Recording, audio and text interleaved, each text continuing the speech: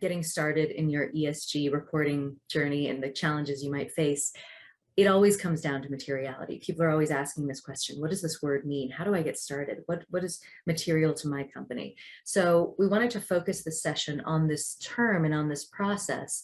And as your company starts to engage with a materiality assessment, here are the types of real world questions to ask yourselves. What industry are we in? What is our business strategy?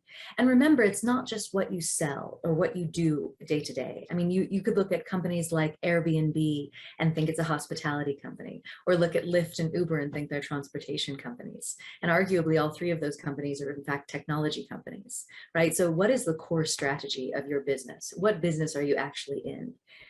That's an important part of establishing what's material to your company. What drives our top line and what influences our bottom line, right? What makes the difference between our gross and our net?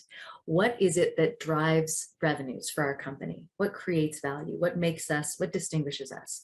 And then what are we spending money on along the way? These are all ESG, these are all material ESG considerations, as well as financial considerations. What matters to our shareholders and other stakeholders?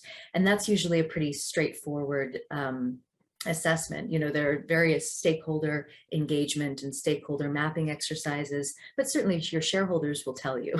I find it's not difficult to figure out what the shareholders care about because they'll be very vocal about it. What are the issues that traditionally undermine company performance in our industry? Certainly, you know, when I was working in East African forestry, there was a handful of our companies that were kind of doing something similar, private investment in forestry and value-added timber products. And we could look around to our peers to figure out what headwinds did we face? What issues would be coming down the pipe? What would be relevant and material to us in the long run? And that in turn helped us to sort of organize how we would collect data. What are the risks that face our business? And any company, you know, worth its salt has certainly conducted a risk analysis. We have tools and systems to do that.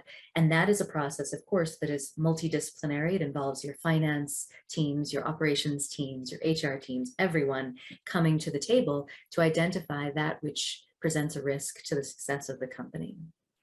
And then how are those risks linked to our environmental, social, or governance performance? So this list is not exhaustive, but it certainly gets you started. This is how to start thinking about the issues and ideas that are going to be material to your company, that drive financial performance or undermine financial performance.